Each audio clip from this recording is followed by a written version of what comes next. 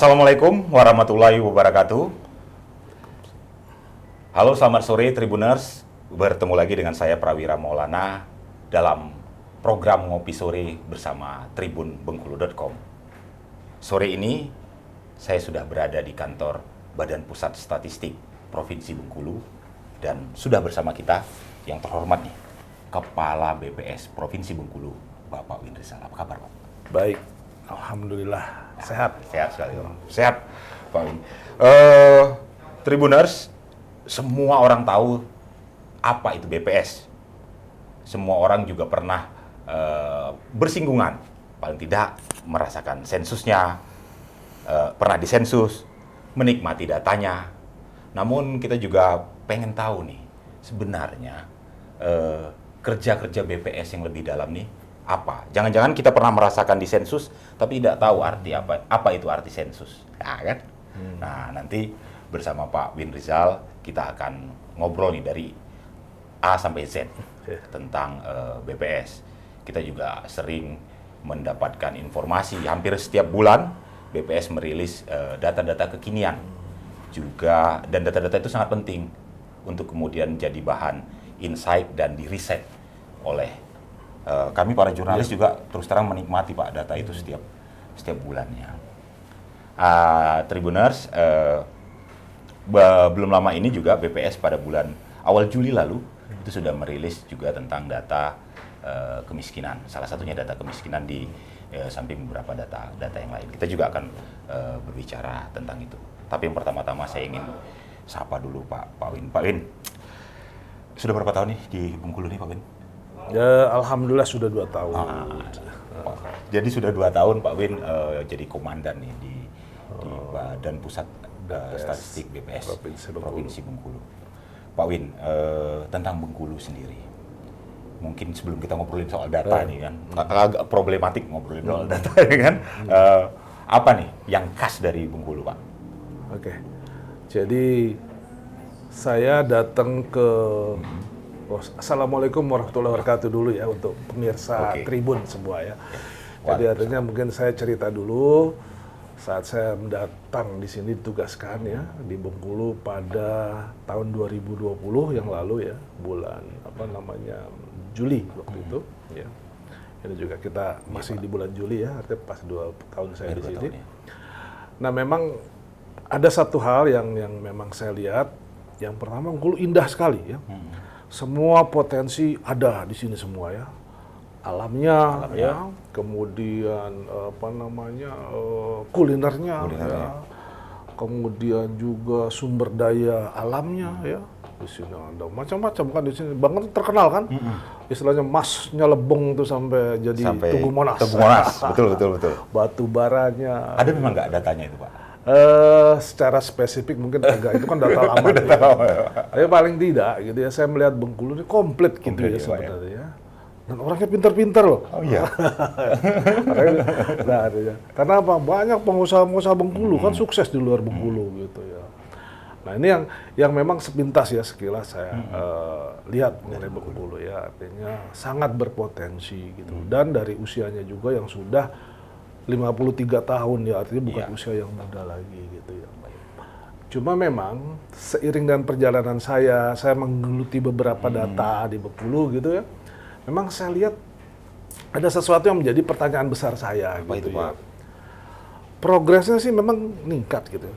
Cuma kok kayaknya tidak cepat gitu ya. Nah itu, jadi artinya pergerakannya kok nggak secepat bayangan saya gitu ya, dengan berbagai potensi-potensi yang saya sebutkan tadi gitu ya. Ada apa sebenarnya, ada apakah Bengkulu ini gitu. Saya barusan mau nanya itu karena beberapa orang ditanya sebutkan kata yang mengasosiasikan tentang gerak Bengkulu. Orang banyak menyebut slow, agak slow. Tapi kan kita nggak bicara data. Makanya kita berani ngomong Bengkulu slow, nanti kita akan lihat apa datanya memang slow atau tidak, seperti itu. Jadi itu ya Pak, agak dibandingkan dengan potensinya, harusnya percepatannya, akselerasinya bisa lebih cepat, tapi mungkin banyak faktor yang seperti itu yang membuatnya jadi agak slow tadi ya. Pak, BPS Sensus-sensus itu apa sih Pak? Biar masyarakat mengerti mungkin dari asalnya, lantas itu kegunaannya buat apa, seperti itu. Apa itu Pak? Sensus itu Pak? Ya, ada gini. Memang tugas BPS ya, kalau berdasarkan Peraturan Presiden nomor 86 tahun 2027 tentang BPS. BPS adalah istilahnya ditugaskan oleh pemerintah untuk menjalankan tugas kedinasan di bidang pendataan. Penyiapan data statistik lah ya. Jangan khusus pelayanan di bidang data statistik gitu. Nah, tentunya berangkat dari itu ya BPS harus mampu ya menjadi instansi yang mampu ya menyediakan ya data yang dibutuhkan oleh pengguna data. Ya. Nah, memang kalau dalam Undang-Undang Nomor 16 tahun 1997 itu yang mengatur tentang BPS ya, itu tentang statistiknya. Malah itu yang lebih tingginya tuh, paling tingginya itu Undang-Undang 16 tahun 97 tadi tentang statistik. Memang tugas namanya data statistik kan ada statistik dasar, ada statistik sektoral dan statistik khusus. Sebenarnya spesifik BPS itu di statistik dasar ya. Oh, yang dasar ya. Nah, dasar ini apa? Karena misalnya mencakup hal yang luas gitu ya. Datanya juga biasanya lintas sektor gitu ya, dan sangat istilahnya membutuhkan ya, artinya berbagai effort, berbagai dana ya, berbagai tenaga yang besar. Nah, inilah makanya yang statistik dasar inilah yang menjadi tugas BPS. Nah, di samping statistik dasar tadi kan ada statistik sektoral. Ya. Nah, itu kan oleh semua instansi yang memang menangani sektornya masing-masing ya. Ya, sesuai dengan bidang tugasnya gitu. Nah, di sini juga kan data banyak itu ya artinya. Nah, artinya untuk kebutuhan data memang BPS kalau dari sisi statistik dasar, BPS akan selalu siap siaga. Nah, namun kalau di yang sektoral, apalagi yang khusus ya, yang khusus lebih spesifik lagi tuh. Nah, disitulah yang nanti BPS harus mampu ya. Merangkul atau menjadi pembina gitu ya dalam rangka memudahkan pengguna data untuk memanfaatkan data-data yang tersedia tersebut gitu ya. Kalau dasar oke lah, BPS selalu siap. Hasil sensus pasti kita rilis, hasil pendataan yang istilahnya bulanan, triwulanan, semesteran kita akan rilis. Tapi untuk data-data yang sektoral ini perlu ada langkah-langkah gitu ya.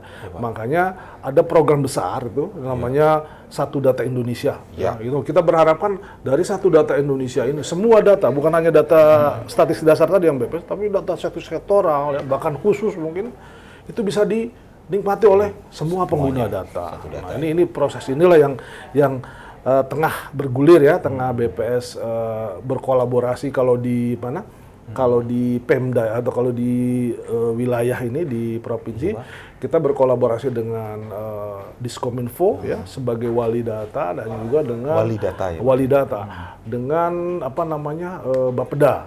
Bapeda itu sebagai administratornya lah ya, menjadi pengatur. Nah, BPS di sini sebagai pembina data. Nah, teman-teman nanti yang di masing-masing instansi KL ya, dinas itu adalah produsen data. Nah, ini kita mencoba untuk bersama-sama ya, berkolaborasi ya. Kita satukan konsep, definisi kan. Untuk prinsip Satu Data Indonesia itu kan ada 4 ya. Kalau kita mau menganggap bahwa data itu memang nantinya sudah memenuhi prinsip ya Satu Data. Pertama, data itu harus memiliki standar statistik. Ya, tadi ya, konsepnya sama ya, definisinya sama ya. Waktu dan sebagainya ya, kaidah-kaidah yang dipakai lah dalam statistik secara internasional gitu ya, yang dipakai oleh yang kan prinsipnya statistik itu kan terukur dan terbanding gitu ya, artinya itu yang prinsip utamanya. Terus yang kedua, adanya metadata statistik. Metadata apa? Informasi tentang data tadi ya yang saya sampaikan. Jadi data itu tidak perlu artinya misalkan nanti harus semuanya data dasarnya gitu, raw data yang dari lapang. Yang penting ada informasi. mungkin kegiatan ini apa namanya, ya, dilaksanakan tahun berapa, di wilayah mana, menggunakan metode apa, ya, dan yang dikeluarkan berapa, itu diinformasikan artinya. Nah, ini yang dimaksudkan. Terus kemudian interoperabilitas. Nah, ini yang satu nih, interoperabilitas adalah bagi pakai. Bagi pakai. Okay. Jadi data kalau yang idealnya ya di semua, jangan hanya di BPS saja, yang bisa dipakai oleh pengguna data, tapi semua instansi juga datanya begitu. Bisa dipakai oleh semua gitu ya. Ya saya yakin lah bahwa data tidak ada yang apa namanya.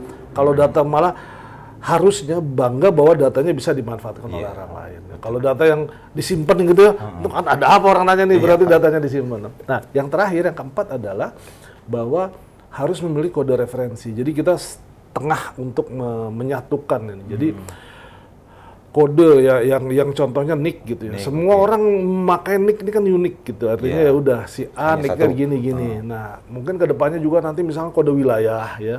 Ya kalau kami di BPS misalkan menggunakan istilah Bengkulu nih 1.700 kodenya gitu ya.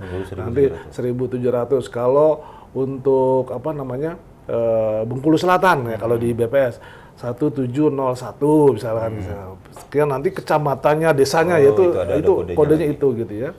Kalau khusus untuk kota 17 kan 1771 gitu kota Bengkulu. Nanti kecamatannya berapa ya kodenya ada lagi. Nah, itu yang harus disepakati juga karena ternyata jangankan kodenya, urutannya aja masih beda-beda di antar instansi. Iya, BPS kan Bengkulu Selatan, kemudian Terjang Lebong, terus kemudian ya sampai Bengkulu Utara dan kemudian. Tapi kalau di instansi lain ada juga yang mungkin pertama kota Bengkulu gitu. Nah, ini harus sama dulu gitu ya. Ini yang dibilang kode referensi. Jadi kita unik kalau udah masuk ke kode itu pasti daerah itu gitu contohnya. Sama seperti ini. Nah, itu kalau itu udah terbentuk, insya Allah ya artinya insya Allah semua data yang ada itu bisa dipakai dan bisa terbanding gitu ya. Artinya ukurannya jelas dan bisa terbanding. Inilah prinsip statistik yang memang kita apa namanya akan gapai ke depannya gitu ya. Nah, itu tugas BPS. Nah, tadi saya kembali lagi ke sensus ya. Nah, salah satu tadi yang statistik dasar tugas BPS adalah yaitu sensus. Tapi selain sensus, ya sensus ini ada 3 sebetulnya ya. Yang berakhiran 0 ya, itu sensus penduduk namanya. Berakhiran 3 itu sensus pertanian. Jadi berakhiran 6 sensus ekonomi ya. Banyak sekali. Nah, kemarin kan 2020 kita baru selesai sensus penduduk ya, dilanjutkan nih 2022 sensus penduduk lanjutan ya.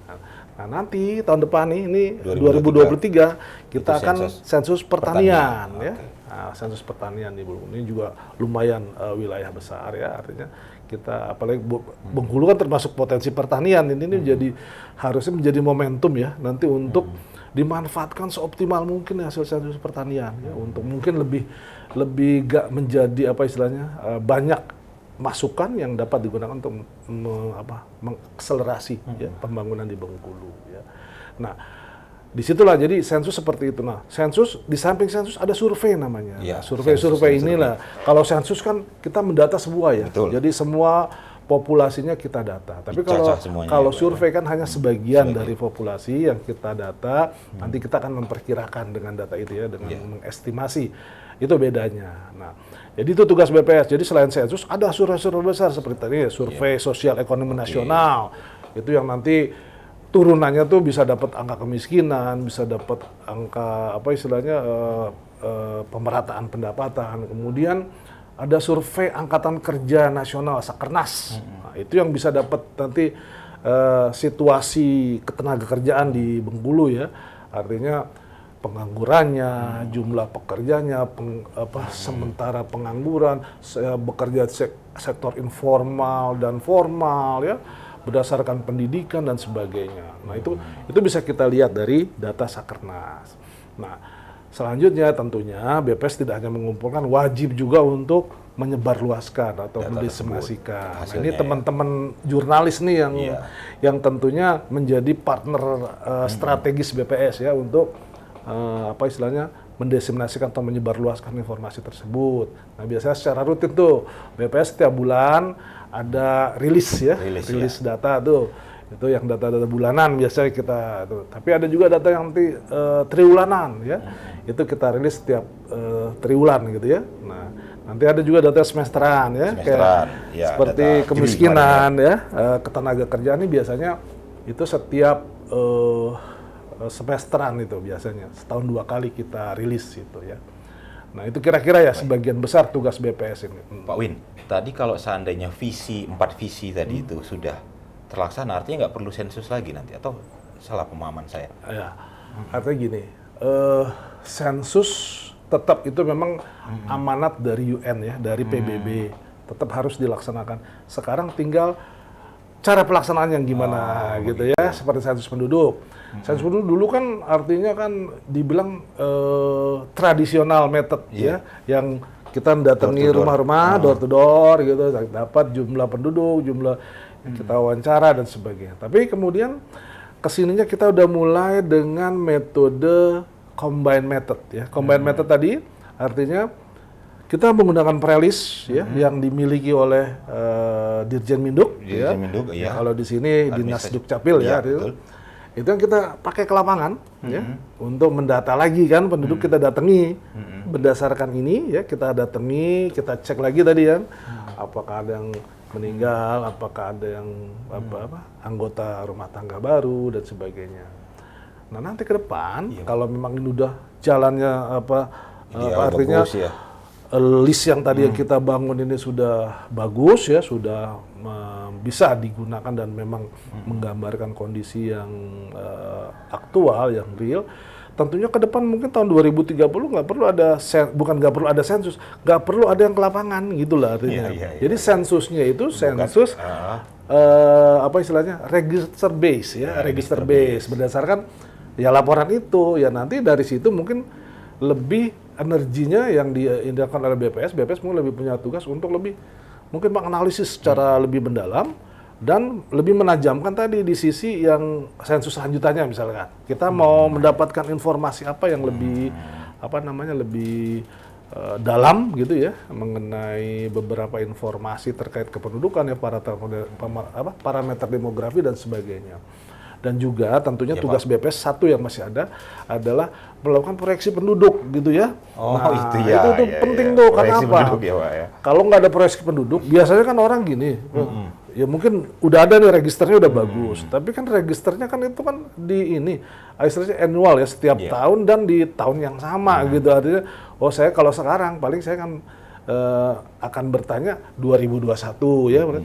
Tapi ada kan kalau orang yang peneliti ataupun mungkin pengguna data yang pengen tahu kira-kira penduduk Bengkulu di tahun 2033 gitu berapa sih? Nah, itu kan nggak bisa kalau dari yang tadi ya, dari register tadi. Nah, itu harus ada instrumen lagi namanya proyeksi. Nah, ini mungkin tugas BPS di sini gitu, melakukan proyeksi penduduk tadi. Saat ini sudah ya Pak? Setelah itu jalan, sudah memang kita lakukan setiap apalagi setelah sensus ya, itu kan paling bagus, ibaratnya potret yang paling bagus kalau kita mau membangun model untuk melakukan proyeksi. Ya ke depan kalau tadi misalnya tanya apakah nanti sensusnya tetap ada, sensus tetap ada, cuma metodenya nih yang mungkin kayak tadi register base ya. Nah kemudian nanti BPS tetap melakukan proyeksi berdasarkan register data yang ada itu gitu. Nah mungkin ya harapannya sih karena data ini setiap tahun ya, artinya kan mudah-mudahan lebih smooth ya model proyeksinya. Kalau selama ini kan mungkin data yang kita dapat ya dari sensus ya. Memang antara sensus penduduk biasanya 2010 ke 2020 itu ada di tengah-tengah tuh namanya survei penduduk antar sensus, SUPAS namanya ya. Survei penduduk antar sensus. Survei penduduk antar sensus atau SUPAS itu. Nah itu sebenarnya memang untuk apa istilahnya menjembatani antara dua masa ini kan, karena terlalu jauh kan. Nah dari situlah kita dapatkan informasi ya untuk melakukan proyeksi. Tapi kalau setiap tahun informasinya ada, ya misalkan dari tahun 2020 sampai 2025 ada datanya setiap tahun, itu kan lebih bagus proyeksinya gitu, mungkin lebih mendekati lah ya artinya. Jadi tugas BPS ke depannya tetap ada sensus, cuma metodenya mungkin yang lebih disesuaikan. Yang lebih modern ya, lebih modern, begitu konservatif ya Pak ya. Iya. Baik, Pak Win kemarin nih baru merilis tentang data kemiskinan di Provinsi Bengkulu. Wow, banyak nih di media sosial ramai. Wah, ini walaupun angka kenaikannya sebenarnya nggak signifikan. Nggak signifikan, 5.000 kalau saya nggak salah ya Pak ya. Iya, kalau jumlahnya secara dibandingkan total dengan jumlahnya ya, jumlahnya. September. Nah, ini memang beberapa case mungkin tidak ada semacam intervensi. Waduh, data kemiskinan kalau bisa jangan naik deh seperti itu. Bagaimana sih? Benar nggak Pak ada hal yang seperti itu? Ya alhamdulillah selama saya bertugas di Bengkulu ya, memang ya bilang hampir tidak ada ya artinya intervensi itu. Artinya ya terima kasih nih Pak Gubernur nih. Pak Gubernur ini beliau orang yang sangat data minded ya. Data minded ya Pak ya. Karena memang akademisi kali ya. Sangat paham dengan data ya. Artinya bukan paham dengan hasil datanya aja. Jadi beliau tuh paham prosesnya juga paham gitu ya. Artinya jadi makanya alhamdulillah kalau dari sisi ini ya kita di Bengkulu hampir tidak ada ya. Dan memang kami juga artinya tentunya BPS juga harus memberikan informasi yang seimbang ya. Seimbang maknanya begini. Ya kita tahu lah ya kalau dibandingkan dengan September kemarin ya angka 14,62 ya memang turun sedikit kan kalau September kemarin 14,32 ya 0,032. Tapi kalau kita bandingkan ya Maret 2022 terhadap Maret 2021 itu Maret 2021 kan 15,30 tuh. Artinya itu memang ya, Pak, ya? Secara tren sebenarnya sih kalau kita tarik garis bahkan dari sebelum terjadinya pandemik ya, 2019 itu kalau kita tarik garisnya sebenarnya turun sebenarnya ya. Di sana kalau nggak salah sekitar 14,9 berapa. Ini kan 14 di sebelum pandemik gitu. Artinya kalau melihat secara gradual ya, artinya secara garis tren itu ya tahapan itu ya artinya pada saat sebelum Covid gitu. Kemudian Covid naik gitu kan. Terus kemudian periode recovery mulai turun. Sebenarnya secara gradual memang terjadi penurunan ya artinya penurunan data atau penduduk miskin. Dan memang saya gini artinya selalu menginformasikan gitu bahwa data-data sosial ya itu nggak bisa turunnya terus seperti turun yang tadinya misalkan 15% tiba-tiba turun jadi 10%, malah aneh gitu Pak. Kalau sosial itu data sosial itu kan data yang multi sektor, multidimensi gitu ya. Terkait dengan budaya, karakter, kebiasaan. Jadi kalau turun itu atau naik paling sedikit gitu ya artinya. Nggak mungkin spike apa gitu ya Pak ya? Nggak mungkin drastis gitu, ekstrim langsung. Kalau data ekonomi masih mungkin, tapi kalau data-data sosial ya itulah artinya dampaknya seperti itu. Tapi artinya progres ya upaya yang dilakukan tentunya akan terpotret lah saya yakin. Tapi ya artinya tidak secara signifikan sekali gitu. Malah aneh gitu diketawain orang kita kalau data sosialnya itu. Itu kira-kira ya. Jadi artinya angka-angka yang selama ini kita sajikan ya artinya kita juga selalu menyampaikan dalam konteks posisi yang seimbang ya. Artinya kita juga mencoba untuk menarasikan secara positif ya. Artinya secara positif bukan berarti menguntungkan pihak-pihak tertentu, enggak. Artinya kita juga melihat dari berbagai aspek ya. Ya jelas lah angkanya turun kalau dibandingkan, tapi kita juga harus melihat sisi lain gitulah ya. Agar ada optimisme juga ya. Tentunya itulah artinya kita juga pengen jangan seolah-olah upaya yang kita lakukan kayaknya nggak berdampak apa-apa, padahal ada lah. Artinya ya itu cuma seperti itu ya. Pak, ini tentang isu data yang saling berbeda antar lembaga, antar lembaga pemerintah terkadang gitu. Ini menjadi isu. Kemarin kita ngobrol di Dirjen Perbendaharaan, itu juga ngomong bahwa data ini selalu berbeda, apalagi kalau di tengah kadang ada program kayak BLT minyak goreng, itu udah mulai berubah. Terus nanti ada data-data yang. Nah ini kadang juga berbeda antara data miliknya si lembaga A dengan lembaga B. Memang seperti itu, memang ini nggak bisa diselesain apa bisa sih Pak sebenarnya yang permasalahan data yang begitu banyak berbeda ini? Kalau kita harus optimis ya, bisa lah diselesaikan. Cuma mungkin berapa lamanya ini yang berapa ya lamanya? kita harus ini ya. Ya tergantung apa istilah komitmen bersama kalau menurut saya ya artinya. Karena ini bukan hal yang mudah. Ini ya mungkin ini udah kejadian ini udah 10-20 tahun yang lalu juga ada masalahnya klasik lah, ada perbedaan data. Tapi sekarang kalau saya lihat lebih intens ya, artinya lebih terarah, programnya juga lebih jelas ya. Kalau saya perhatikan sih, ya yang saya sampaikan di muka tadi ya, Satu Data Indonesia itu sebenarnya sebuah upaya ya, sebuah apa istilahnya semangat gitu ya untuk bersama-sama tidak ada lagi data yang duplikasi tadi, bukan artinya duplikasi. Data yang dari sumber yang bermacam-macam ya dengan untuk satu topik bisa berbeda-beda. Nah, ini memang menjadi sebuah keprihatinan lah ya, apalagi kalau sudah terkait dengan program ya. Nah, ini memang BPS selama ini ya kalau di luar sensus gitu ya, kadang-kadang kan orang juga menanyakan itu BPS data kemiskinannya segitu, bisa nggak nunjukkan di mana penduduk yang miskin? Kalau dari data BPS nggak bisa. Nggak bisa ya? Karena BPS menghasilkan data itu data makro Pak ya, dari sampel. Ini kenapa kok muncul data makro? Karena data makro ini kita butuhkan dalam rangka untuk perencanaan sebenarnya, bukan untuk program ya, untuk apa istilahnya eksekusi program.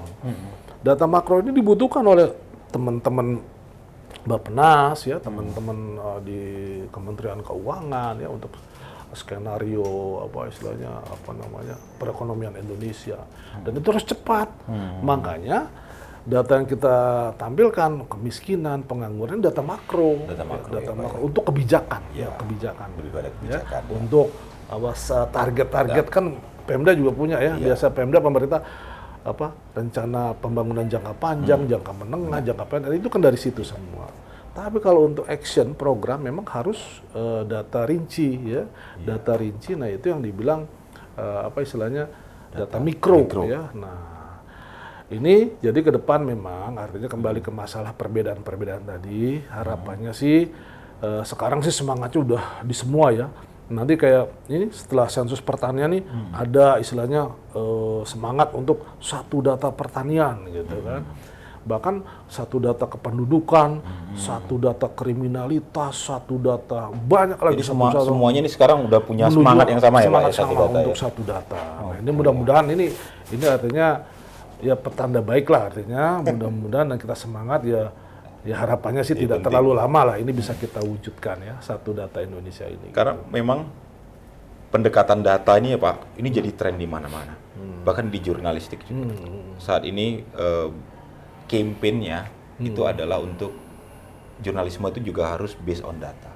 Jadi nggak melulu terjebak pada narasi-narasumber yang kadang seperti ini, tapi tidak based on data. Jadi bagaimana memverifikasi omongan narasumber kepada data yang ada seperti itu. Jadi akhirnya lebih kaya karena seperti itu. Walaupun effortnya lebih besar seperti itu. Pak Win, ini ngomongin Bengkulu rasanya nggak, apalagi sedang hype-hype-nya kalau nggak ngobrolin soal sawit. Apalagi tadi tentang ada proyeksi. Potret bulan Maret mungkin belum bisa menangkap tren harga sawit yang sedang anjlok saat ini. Mungkin proyeksi September di tengah harga sawit yang saat ini kan di petani Pak, kalau dengar kabar tuh 800-700, sementara di level PKS 1.200. Bagaimana Pak tentang hubungannya nanti ke proyeksi mungkin potret di bulan September nanti? Iya, memang artinya masalah sawit lagi happening, jadi masalah ini dan dikaitkan dengan berbagai aspek ya, aspek dari sisi kemiskinan, ketenaga kerjaan ya. Artinya memang kalau dari sisi istilahnya BPS ya kami cuma berupaya coba untuk mengupas ya dari berbagai data yang kami peroleh ya terkait dengan topik seksi ini. Lagi happening. Topik seksi ini gitu ya. Jadi memang ada beberapa tuh yang memang saya baru juga dengan tim ya, melihat ya. Kita berbicara sawit misalkan ya, kenaikan sawit yang sampai 3.000 gitu kan. Itu kira-kira siapa sih yang menikmati gitu ya? Gitu. Ya paling kan yang menikmati yang pemilik kebun ya, pemilik kebun yang ini kita bicara kaitan sawit dengan kemiskinan lah. Kemiskinan gitu ya Pak ya. Oke. Kalau lagi tinggi nih kata Bapak lagi ya. tinggi ya, lagi tinggi nih kan. Saya dengan tim membahas siapa sih yang menikmati ya? Karena ada informasi yang saya juga cukup membuat saya tercengang gitu ya, artinya bahwa pekerja di sawit, nah pekerja di sawit kan berarti bukan pemilik ya. Bukan pemilik. Dan ini memang domainnya kalau pekerja ini kan domainnya penduduk miskin di rata-rata itu. Itu sangat besar sekali ya, hampir sekitar 60% kalau nggak salah itu. Dari total pekerja yang ada di kebun sawit. Di kebun sawit. Itu adalah pekerja keluarga atau pekerja tidak dibayar. Jadi artinya ya mungkin ya hanya dikasih makan dan sebagainya ya. Jadi gitu, natura dan sebagainya. Bukan pekerja dibayar, pekerja keluarga. Pekerja informal masuk atau enggak, Pak? Kalau informal ya termasuk itu. Informal tuh. Kalau yang tidak dibayar itu kan pekerja keluarga itu informal. Informal masuk ya, Pak ya. Lalu nah, itu sedemikian besar gitu ya itu di sana gitu ya. Itu pertama. Yang kedua tadi kalau dia sebagai pekerja ya yang notabene ini ya, apakah menikmati nggak? Emang kalau kenaikan harga sawit misalnya 3.000, mereka juga naik gitu? Enggak kan? Tetap kan harganya fix kan, kosnya berarti 300 ya. Jadi sebenarnya mereka nggak menikmati gitu ya. Jadi pada saat harga naik kemarin itu nggak menikmati? Maksudnya ya kalau menurut langsung kami, ya dampak langsungnya nggak terlalu ini gitu ya, nggak terlalu dirasakan kalau menurut kami untuk penduduk miskin gitu ya. Ya. Tapi giliran harganya turun, giliran harganya turun, ya artinya pada saat harga di 700 gini kan dengar isu itu kalau yang pemilik perorangan gitu malah justru kan tidak memanen gitu kan, karena merasa rugi gitu, udah biarin aja lah. Nah artinya secara nggak langsung itu kan ada beberapa pekerjaan yang bagian dari pekerja miskin tadi ya. Itu kan jadi nggak bekerja gitu. Nah itu justru malah dia kehilangan gitu ya, kehilangan ini. Bisa jadi mungkin dia ke pekerjaan lain, minimal pekerjaan dia di sawit hilang gitu kan. Gitu. Pasti kan seperti itu ya. Tapi kalau dia kan ada tempat lain, ya tapi paling itu yang di sawit itu hilang. Nah itu artinya justru malah pas turunnya berdampak. Nah justru yang lebih berdampak terhadap masyarakat miskin ini yaitu kenaikan kemarin minyak goreng, kenaikan bahan-bahan makanan dan sebagainya. Karena itu yang cukup berdampak gitu karena menaikkan garis kemiskinannya jadi lebih tinggi cepat dibanding pengeluaran mereka gitu. Jadi saat harga sawit kemarin tinggi itu tidak berdampak pada kesejahteraan para penduduk miskin tadi, pekerja miskin khususnya. Karena selain itu, tapi mungkin tambah parah juga karena saat itu bahan pokok juga mengalami kenaikan ya, gitu inflasi tadi itu ya Pak ya. Betul. Yang saya kan menduga tadi awalnya dugaan wah kalau penduduk di pedesaan kan kantong kemiskinan itu di pedesaan ya. Iya Pak. Itu biasanya mereka mungkin nggak pakai minyak goreng, makanya minyak kelapa. Ternyata salah saya. Di pedesaan juga dia menggunakan minyak goreng gitu. Dulu kali ya. Nah itu malah sekarang kita minyak goreng udah jadi minyak urut Pak. Wah, itu luar biasa. Minyak premium Pak sekarang minyak kelapa tuh. Harganya juga 2 kali lipat kan. Itu makanya mahal kan gitu. Artinya ya dia terdampak kenaikan minyak goreng terdampak dia gitu ya. Jadi itu. Itulah ironinya ya bagi jadi bisa jadi proyeksinya pada potret di angka kemiskinan pada bulan September nanti bisa jadi naik ya Pak ya. Kalau saya gini, mudah-mudahan kan kemarin ada penyaluran itu tuh. BLT minyak goreng. Mudah-mudahan itu terpotret ya. Gitu. Ya paling tidak balance lah. Jadi mudah-mudahan sih karena kan juga harga-harga udah mulai normal ya. Sekarang udah minyak goreng juga sudah mulai turun ya Pak. Ya harapan kita sih sebenarnya ke depan ini ya khususnya di September mudah-mudahan lah ya. Ya ada penurunan walaupun mungkin sedikit lah artinya ya. Karena tadi ya ada program itu mungkin nanti terpotretnya di sana gitu ya yang BLT itu. Karena kemarin April nggak terpotret. Pak Win sempat bicara tentang angka kemiskinan bulan Maret karena yang khusus di Bengkulu, penyaluran bantuan itu banyak di April ya Pak ya? Sebelum puasa kan berarti kan April, minggu kedua itu ya. Iya. Sementara potret yang ditangkap BPS itu pada bulan Maret. Maret. Jadi nggak sempat Mudah-mudahan tertangkap. nanti Septembernya dampaknya terasa lah. Datanya udah dirilis duluan. Ya memang kan Maret dan September gitu. Maret dan tapi kan tetap dapat di September seperti itu. Mudah-mudahan ya. Baik Pak Win, terima kasih banyak insight-nya, datanya. Jadi mungkin beberapa hari ke depan ini ngobrolin data terus nih. Jadi kalau ada apa-apa nanya ya mana datanya. Iya, betul. Karena harus by data. Itu tadi Tribuners obrolan Saya kita. boleh ini menyampaikan sedikit aja ya ke audiens kalau memang ini ya para pemirsa. Baik. Ini terkait dengan pelaksanaan sensus penduduk lanjutan yang sudah kita laksanakan di bulan Mei Juni kemarin ya, mulai dari ini sensus lanjutan ya Pak ya. Jadi kemarin kita pertengahan Mei sampai akhir Mei itu pemutahiran, kemudian 1 Juni sampai 30 Juni itu pendataannya gitu ya. Alhamdulillah kita sudah tuntas melaksanakannya.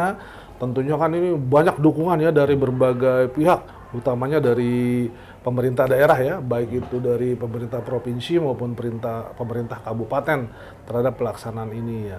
Pada kesempatan ini tentunya saya ingin mengucapkan terima kasih ya atas semua dukungan ya dari pimpinan daerah, dari baik itu Pak Gub, Pak Bupati beserta seluruh jajaran dan juga masyarakat yang sudah menerima petugas kami ya untuk mendata mereka ya.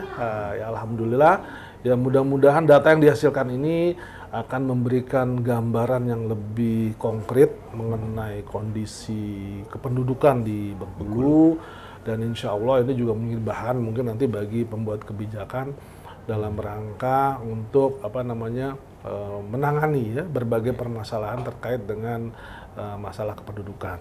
Ya mudah-mudahan ini menjadi salah satu tools juga untuk akselerasi percepatan pembangunan Bengkulu. Ya, gitu. Supaya gini ya Pak.